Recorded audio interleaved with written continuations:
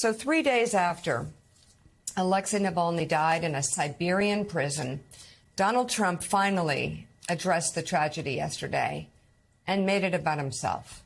In a social media post, the likely 2024 Republican presidential nominee compared Navalny's death to his own situation, writing in part, quote, "The sudden death of Alexei Navalny has made me more and more aware of what is happening in our country," adding, quote, "We are a nation in decline, a failing nation, MAGA 2024. So he made it about himself and his campaign.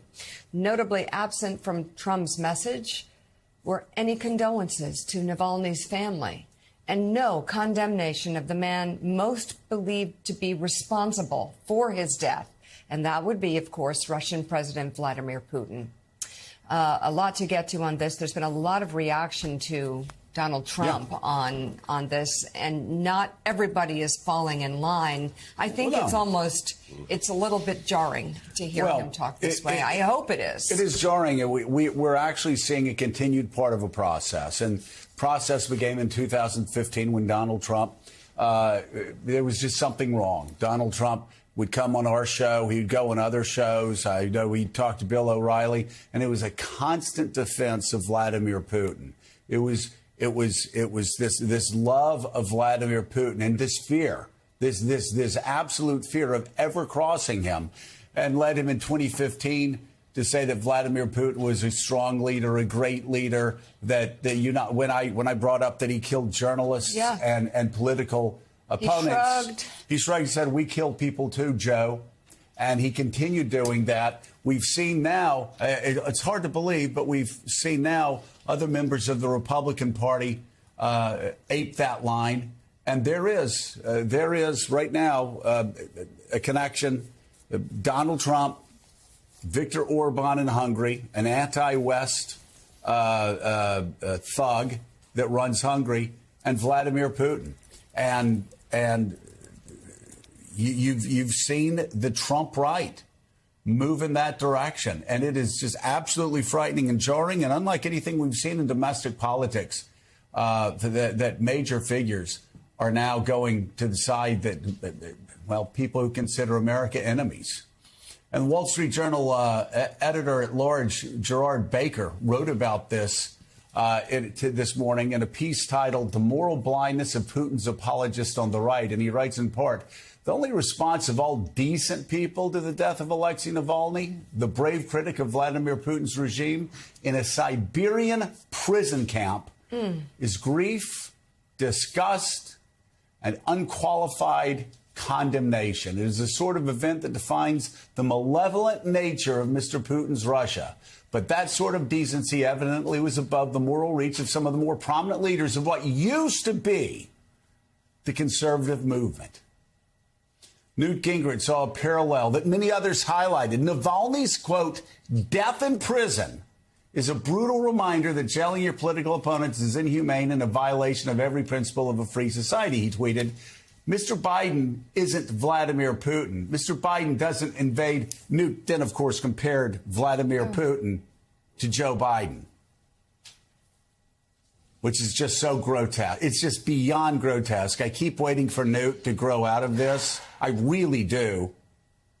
I really do. And he's incapable. He compares Biden to Vladimir Putin, to which Gerard Baker writes, Mr. Biden isn't Vladimir Putin. Mr. Biden doesn't invade neighbors on a false pretext, killing indiscriminately. He doesn't make people who have fallen into disfavor fall from the windows of tall buildings. Has he, Newt? Has he, Newt?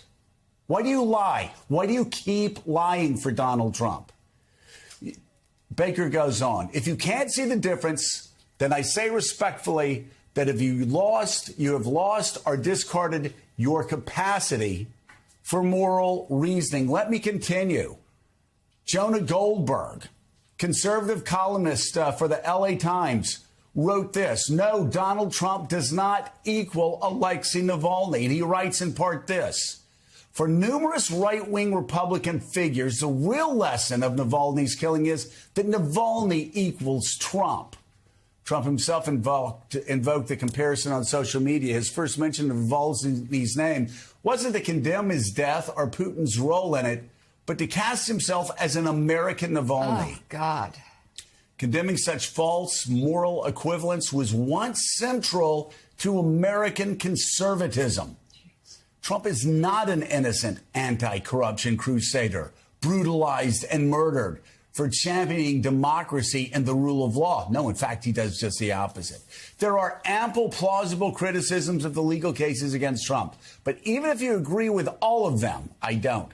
The notion that Joe Biden is the moral equivalent of Vladimir Putin is a slander, not merely of Biden, but of America itself.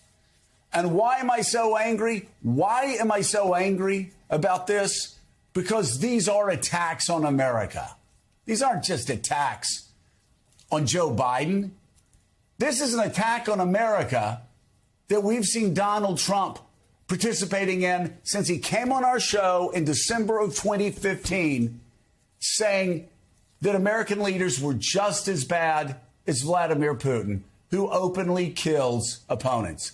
Goldberg goes on and says, indeed, one reason we know it's not true, publicly criticizing Putin's treatment of Navalny can land you in a Russian cell.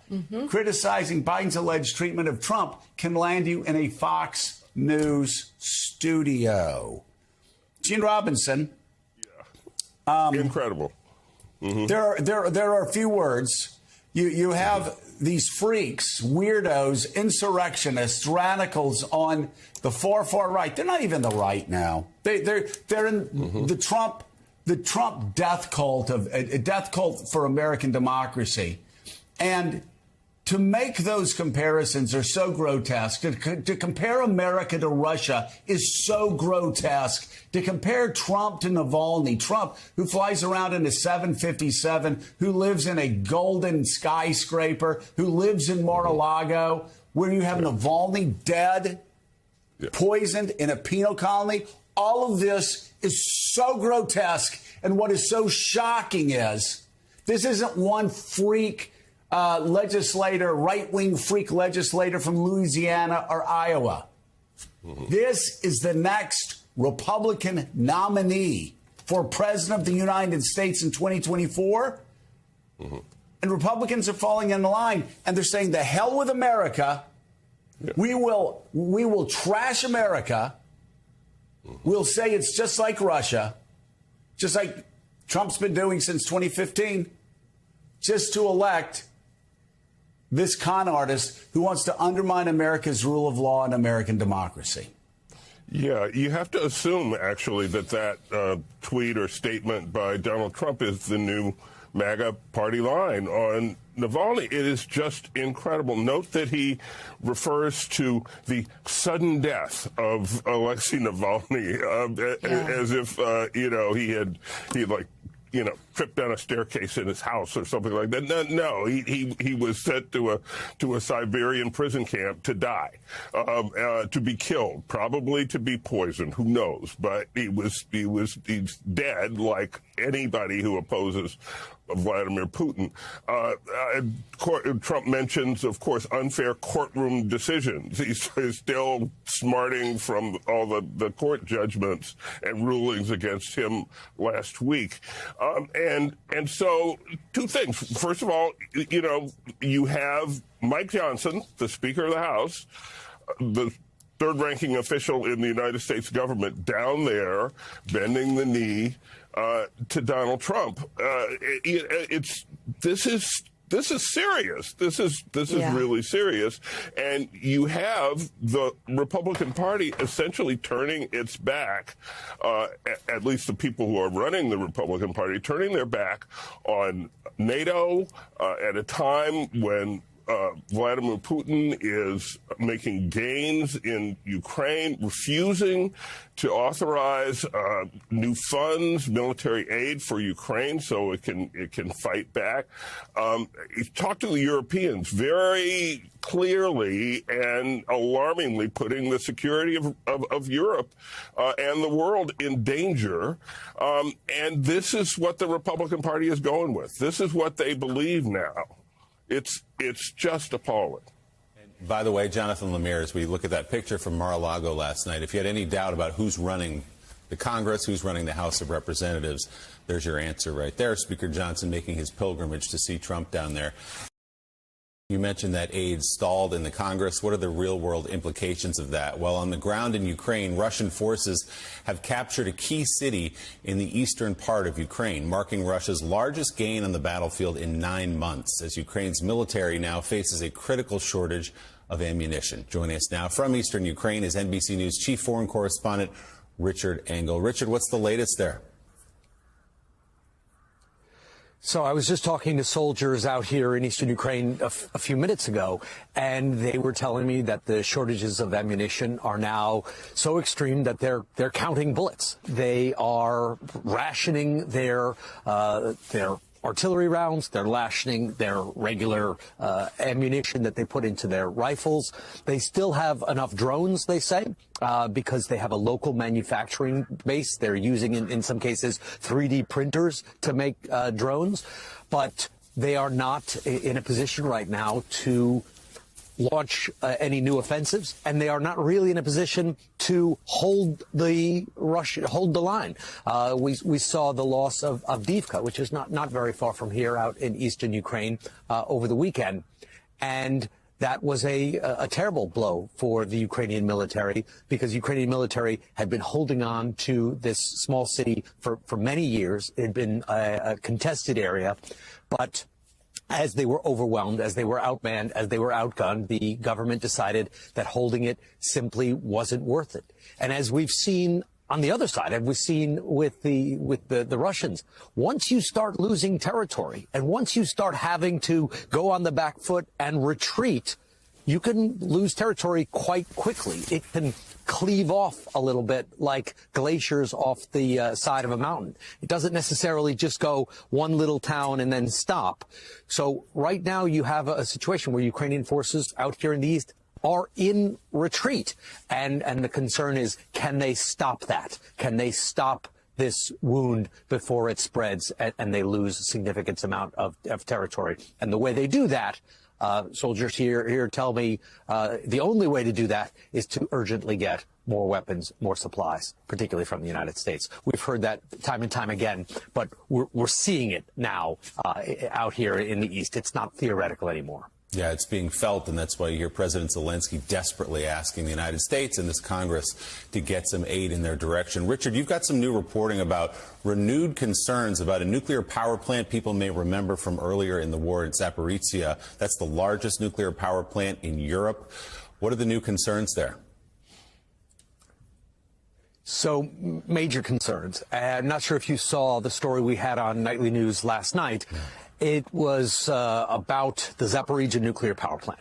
So the Zaporizhia plant, the biggest nuclear power plant in Europe, has 6 uranium reactors, and the plant was taken over in the early weeks of the war by Russian forces. So Russian forces captured the plant, they took over the facility, they captured the personnel inside, and Ukrainian forces were able to hold on to the opposite bank of the Dnieper River. So the plant is right on the front line, with Ukrainian forces on one side of the river and Russian forces on the other side of the river.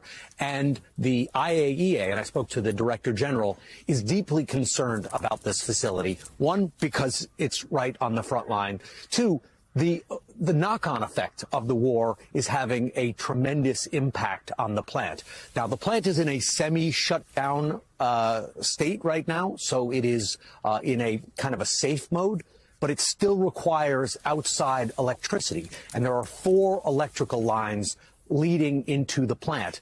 And Ukrainian officials, including the former director of the plant, told me that 3 of those 4 external power lines, which are essential for cooling and keeping the reactors stable, are not working. And the 4th, the final line, is faulty. So there have been 8 blackouts at this plant recently, the last one just a few months ago in December. And the IAEA considers this plant the most dangerous nuclear facility in the world. Ukrainians are describing it as a ticking time bomb.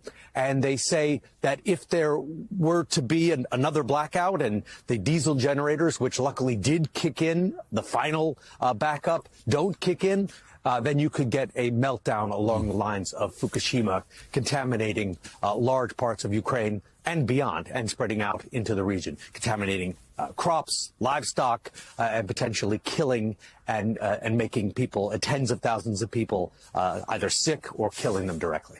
A critical situation. NBC's Richard Engel with great reporting from eastern Ukraine this morning. Richard, thanks so much. Joe, Richard said something a few minutes ago.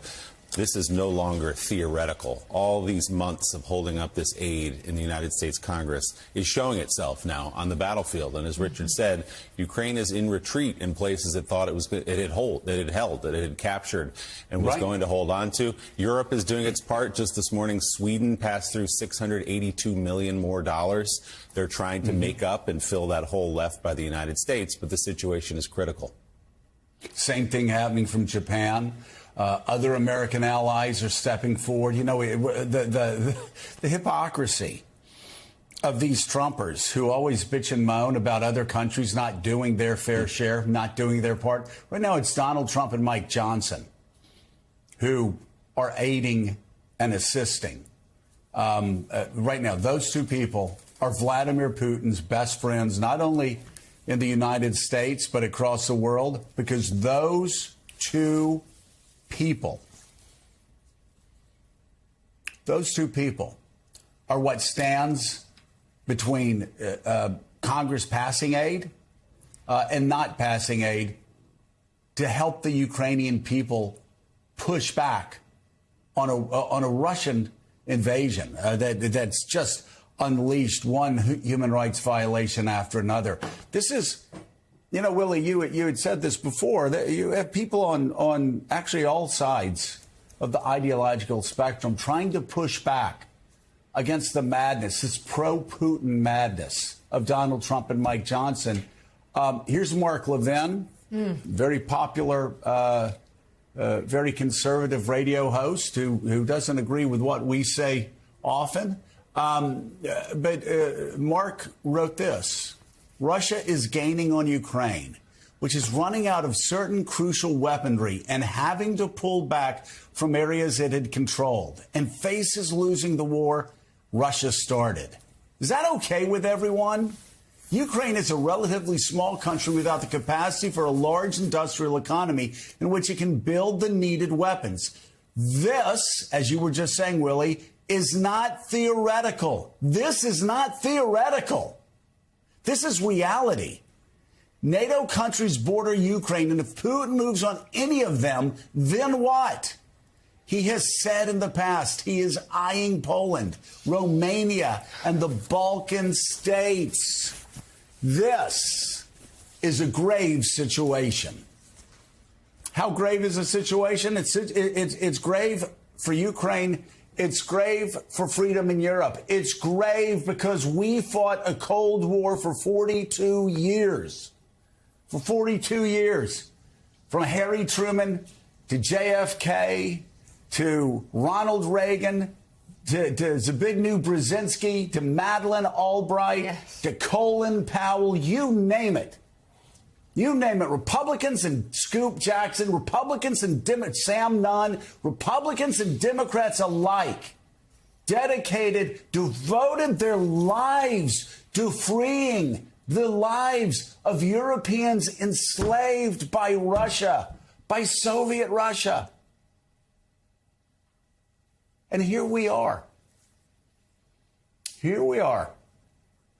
We have a guy who wants to be president again, and his pathetic little speaker, who are actually doing Vladimir Putin's bidding.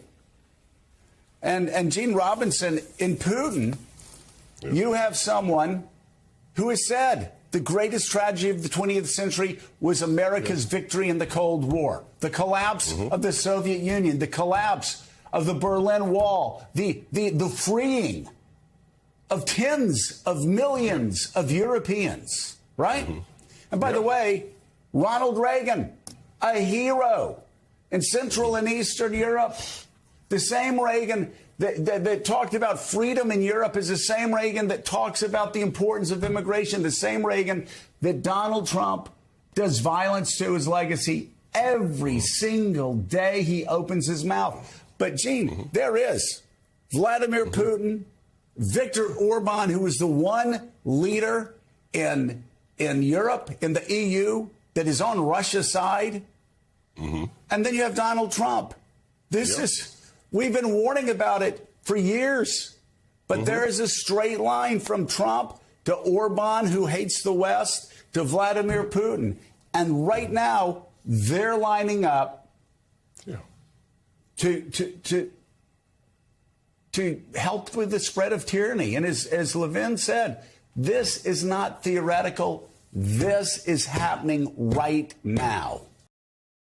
In this Wall Street Journal op-ed by Gerard Baker, Jerry writes this: when Newt Gingrich compared Biden to Putin, which is just like 2015 on our show when you had Trump comparing Obama to Putin, but said Putin was actually a stronger leader, a better leader.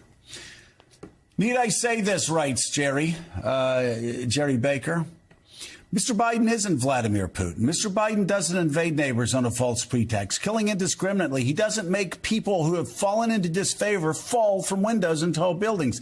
He doesn't throw a foreign journalist in jail for reporting the truth about what's going on in his country. He doesn't arrange the murder of his domestic political opponents on the soil of other countries. And he doesn't imprison, torture, and preside over the death by sudden death, those are in quotes, of his principal domestic critic. And David Remnick, this is the key line. If you can't see the difference, then I say respectfully that you have lost or discarded your capacity for moral reason. And that is an even bigger problem. Let's bring in the New Yorker's David Remnick, and also staff writer at The Atlantic, Ann Applebaum, as well as Eugene Robinson of The Washington Post, Pulitzer Prize-winning columnist, is back with us. David Remnick, that's the problem. I mean, at the end of the day, we have Trump, but from 2017 to 2021, you had Republicans, at least in the Senate and the House, that would pass strong legislation, anti-Putin legislation. No more. They have collapsed, and now they really have folded in to Trump's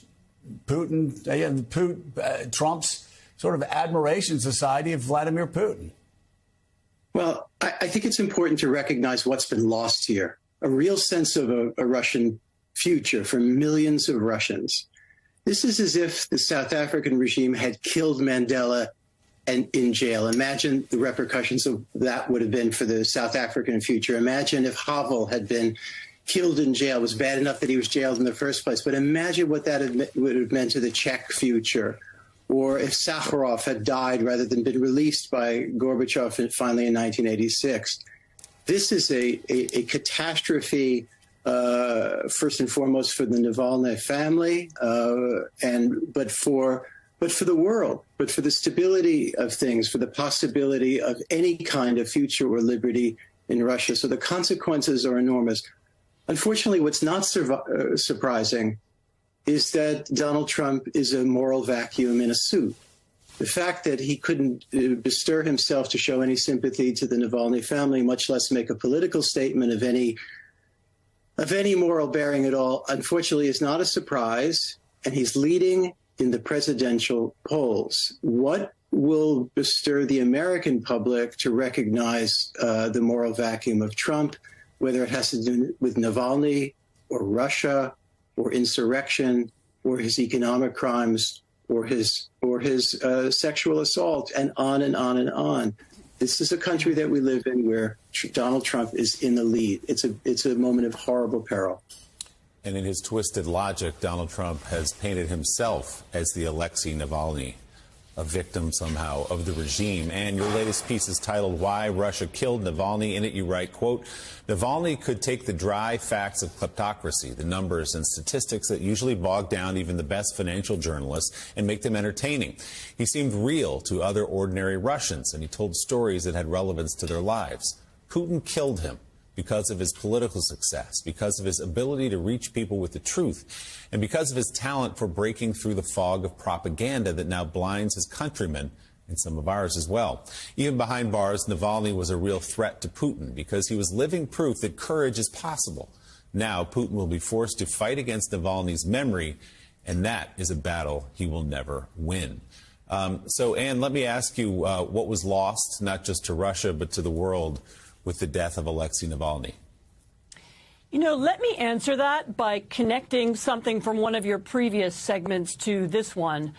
You were talking earlier about people being exhausted fighting Trump and finding it so tiring, you know, the same lies over and over again, this kind of torrent of falsehoods, feeling like you're doing the same thing over and over again. That's how a lot of Russians feel, and they feel that way because the Russian regime creates that kind of propaganda. It deliberately puts out tons of lies, hundreds of them every day. Since Navalny's death, you're seeing rumors that, you know, the CIA killed him, as if the CIA could reach a prison in the Arctic Circle. You know, he died of the COVID vaccine. They've hidden his body. They haven't given it to his mother. And all of that is designed to make people feel exhausted. You know, I can't do anything. I don't know what's true. I can't change anything. I give up. And what Navalny did by going back to Russia, even though he knew he would be imprisoned, is say, I will not give up. I am brave. I'm showing you what civic courage looks like. And that's really the importance of Navalny. More even than anything in particular he said or wrote, he modeled civic courage. And you know, in a way, he should be a symbol for Americans, too. Bringing former U.S. ambassador to Russia, now director of the Institute for International Studies at Stanford, and an NBC News international affairs analyst, Michael McFaul. Ambassador McFaul, thanks for being with us this morning. You spoke so powerfully the other morning when we were on together, when the news had just broken about the death of your friend Alexei Navalny. We approached that story with, I think, appropriate skepticism of the official version of events. We're hearing more that probably confirm some of your suspicions. What more have you heard? What more do you know about the death of Navalny now a few days later? Well, you just did a great job, Willie, and your team of reporting it. Those are exactly the leads that his family and his friends and his members of his group are pursuing. As I said on your program, let's be crystal clear. We don't need an autopsy to know that Putin killed Navalny. Doesn't matter how. We don't need to know the exact facts. He tried to poison him and kill him before. He left, went to Germany, got better, went back. Putin immediately arrested him and has been torturing him ever since. Slowly, over the years, his conditions were getting worse and worse and worse. The last stop in his tragic life in prison was this horrific jail that he was living in. I saw his wife, Yulia, the night before he died, and she described in vivid detail the conditions under which he was trying to keep alive. So we need to know the facts if we can, and I'm glad people are pushing to do that. But there's no ambiguity here. Putin killed Navalny, and as his wife said very dramatically at the Munich Security Conference that I was at, he needs to be held accountable for his crimes. Mr. Ambassador, what do you hope that accountability is, and what do you hope the administration's response will be? Well, in the long run, I want him to go to prison and face the consequences, just like his wife does, just like his family does, and his colleagues. That's a long-term proposition, right? In the short term, it's very clear what can happen if and it's really not the administration, it's Republican members of Congress. And I want to underscore, remember, I'm a political science professor here at Stanford. I teach about history and democratic breakthroughs and revolution and failed democratic breakthroughs. And what's really clear to me when I study this history is you don't get many chances to be on the right side of history and do the right thing. Right. Most of government life is grinding away, incremental stuff, and failure. Right now, Speaker Johnson has the ability to make history and to do the right thing. When they come back from their holiday, if they put the bill on the floor for $60 billion new dollars in aid for Ukraine, that would be a direct response to the assassination of Alexei Navalny. Conversely, sitting on that, blocking it, is a gift to Vladimir Putin. Think about it.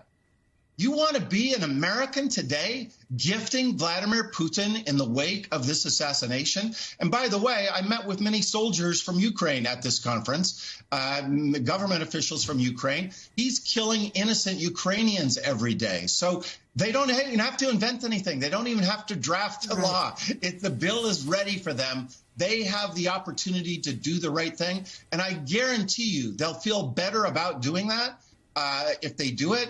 And they'll feel remorse if they don't, despite whatever happens with Mr. Trump. And Mr. Ambassador, following up on what you're saying, this isn't just any vote. This is a vote that will hang over them for the rest of their lives, that will hang over them in death. Yeah. 84 years later, we remember what FDR did to keep Britain afloat against Hitler. We remember 84 years later what Charles Lindbergh, a man who would have been praised throughout history as a great adventurer, a great aviator, but instead we remember 84 years later Charles Lindbergh's speech talking about how Britain could not win. That the American firsters understood we should not help Britain against Hitler. And you look at this and you can see, and more conservatives, real conservatives, are coming out. Here's Jerry Baker, who is the editor-at-large for the Wall Street Journal editorial page. And he talks about the moral blindness of Putin's apologists. And he brings up Newt Gingrich, who compared Joe Biden to Vladimir Putin and the killing of Navalny. And so Baker writes this. Need I say this? Mr. Biden isn't Vladimir Putin. Mr. Biden doesn't invade neighbors on a false pretext, killing indiscriminately. He doesn't favor people who have fallen into disfavor. He doesn't have people fall from windows in tall buildings. He doesn't throw a foreign journalist in jail for reporting the truth about what's going on in his country. He doesn't arrange the murder of his domestic political opponents on the soil of other countries. And he doesn't imprison, torture, or preside over death by sudden death of his principal domestic critics. If you can't see the difference, then I say respectfully that you have lost or discarded your capacity for moral reasoning. And that is even a bigger problem. And it's happening with people like Newt Gingrich. It's happening with people on other cable networks. It's happening with Mike Johnson. And of course, it's been happening with Donald Trump for a long time. I mean, how huge are the stakes in this fight, not just for Ukraine, but for the future of our democracy? Well, Joe, I could not agree with you more about thinking about the 1930s and Lindbergh. In fact, on my desk right now, you showed some reading materials. Let me show some. This is a fantastic book about that period. It's by Bob Kagan. It's called The Ghost at the Feast. America and the Collapse of World Order, 1900 and 1941. He documents exactly that. And then one more book, I'm sorry, but this is a fantastic book by your colleague, Rachel Maddow, called Prequel. And if you read that history from the 1930s, thank you for invoking it. It feels like a deja vu. And we should learn, and Speaker Johnson should read this history so that he doesn't become the next Charles Lindbergh of this historical moment. And I get it. I was with members of Congress. You know these people better than I do, but I was with them in Munich from the Republican Party. I get the pressure they're under with Mr. Trump. I know when I talk to them, they agree with me, Joe. They tell me at dinner they agree with me. They're just afraid of Mr. Trump. And my message to them is, you don't get to be in a moment of history very often. They're in a moment of history, and they will be remembered for doing the wrong thing for 84 years, just like you said, if they do it. And the other thing I would say, I'm not an expert on American electoral politics. You are, but it doesn't seem like Speaker Johnson's going to have that much time left No. If he's voted out of office because he brings this bill to the floor, or if he's voted out come November, he doesn't get many opportunities to make his mark in history. This is his mark. And the sense of urgency I heard from Ukrainians in Munich, that they are dying, that they have no ammunition. And if they don't vote this in, and Putin's army is rolling over them at even a greater speed come November, is that really a place you want to be in the history books? I just really hope they do the right thing. The moment is now to do that.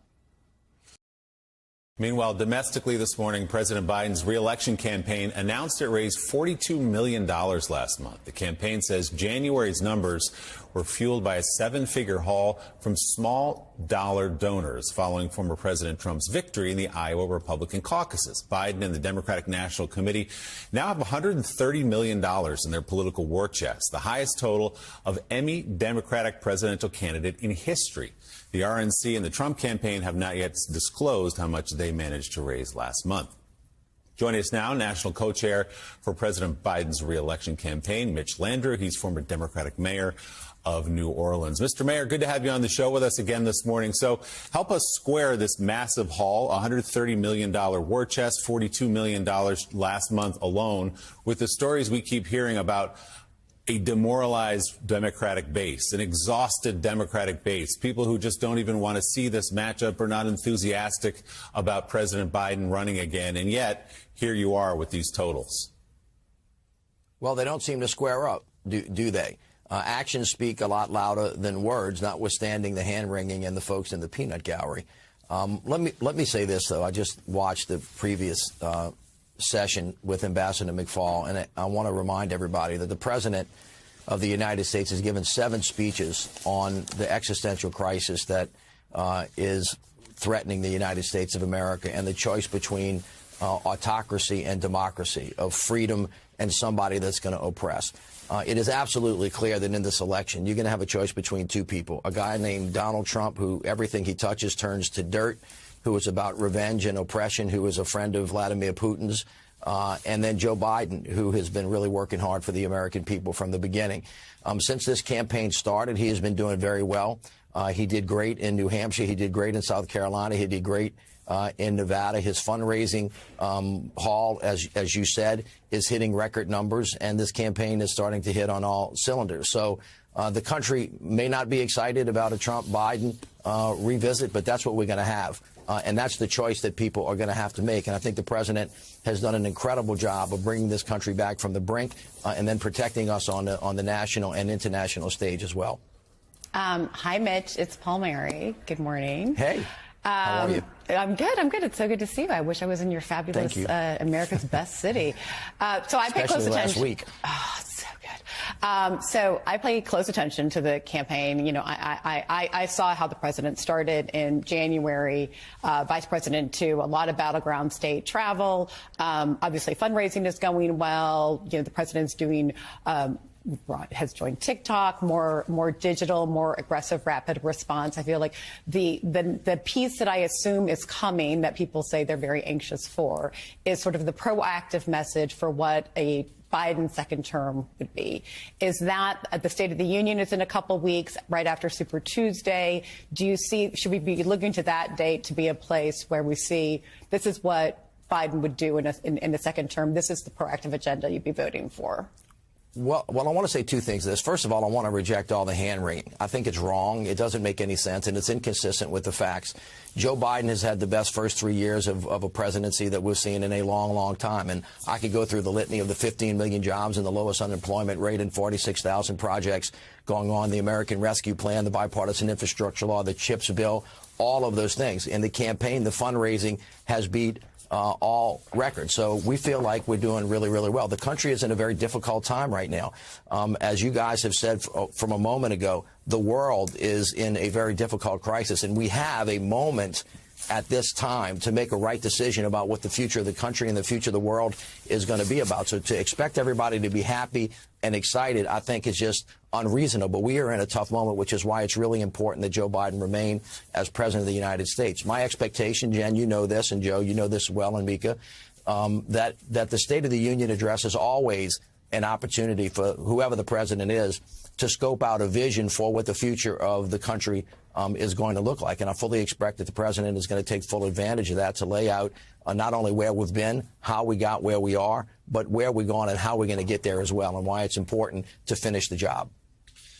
Mr. Mayor, good morning. Certainly on the topic of fundraising for the president, he leaves in just a couple hours for a 3-day California swing to do just that. I wanted to get you on another development on the campaign, though, in recent days, which is the reporting that Donald Trump privately has told his advisors that he would support a 16-week ban on abortion, but he didn't want to unveil it until after the Republican primaries were concluded because he was fearful of alienating some social conservatives there. What is the Biden campaign's response to that potential idea? Well, that's not a big surprise. Donald Trump takes credit for and deserves credit for ripping away a right to privacy for women in this country that has existed for a long period of time, and he brags about it. He put 3 people on the Supreme Court that made that happen, and so it's no surprise and shouldn't be to anybody that Donald Trump continues to be about taking freedoms away. That's the big choice. Donald Trump wants to take your freedoms away. Joe Biden wants to protect them, and there's nothing more poignant, especially to the people of America, than a woman's right to make reproductive choices. I have no doubt that if Donald Trump is reelected again, he's going to do what he says, and he's going to impose a 16-week ban that's going to be harsh and critical, and that's going to result in consequences like we've seen in Ohio and like we've seen in Texas. You can expect more of that because that's who he is and that's what he's going to do. The Biden administration is going to fight back against that. They want to restore Roe. The president has been very clear about his commitment to this, as has the vice president. We will continue to fight very hard to protect the freedoms of all of Americans all the time. National co-chair for President Biden's re-election campaign, Mitch Landrieu, thank you very much for coming on the show this morning.